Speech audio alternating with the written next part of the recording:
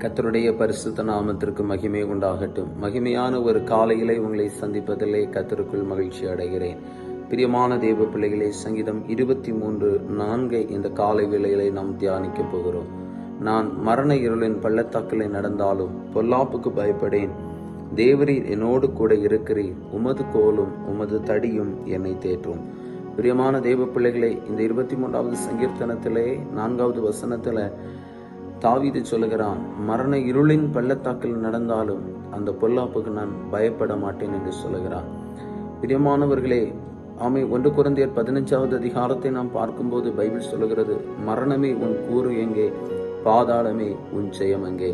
ஒரு தேவனுடைய பிள்ளை மரணத்தை கண்டு பயப்பட மாட்டார்கள். காரணம், கிறிஸ்து எனக்கு ஜீவன், சாவு எனக்கு ஆதாயம் என்று அப்போஸ்தலனாகிய பவுல் சொல்லுகிறான்.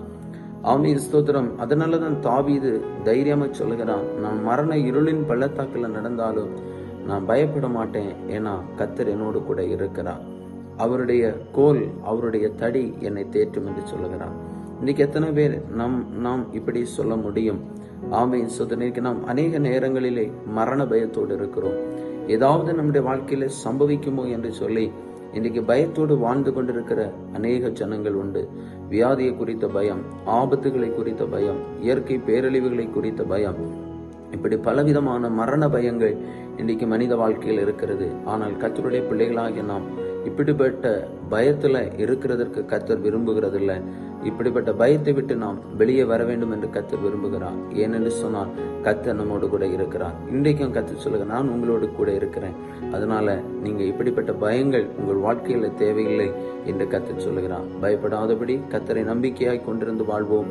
கர்த்தர் நம்மை ஆசீர்வதிப்பான். ஜெபிப்போம். எங்களை அளவுக்கு அதிகமா நேசிக்கிற பரலோக பிதாவே, நல்ல வேளைக்காக நன்றி. இந்த நாளிலும் கர்த்தர் தந்த நல்ல வார்த்தைக்காக நாங்கள் ஆண்டவரை துதிக்கிறோம். இந்த நாள் ஆசீர்வாதமாய் இருக்கட்டும். தேவைகள் சந்திக்கப்படட்டும். ஆசீர்வாதமாய் மாற்றும். இயேசுவின் நாமத்தில் தருகிறோம் நல்ல பிதாவே. ஆமேன், ஆமேன். God bless you. கர்த்தர் உங்களை ஆசீர்வதிப்பார். ஆமென்.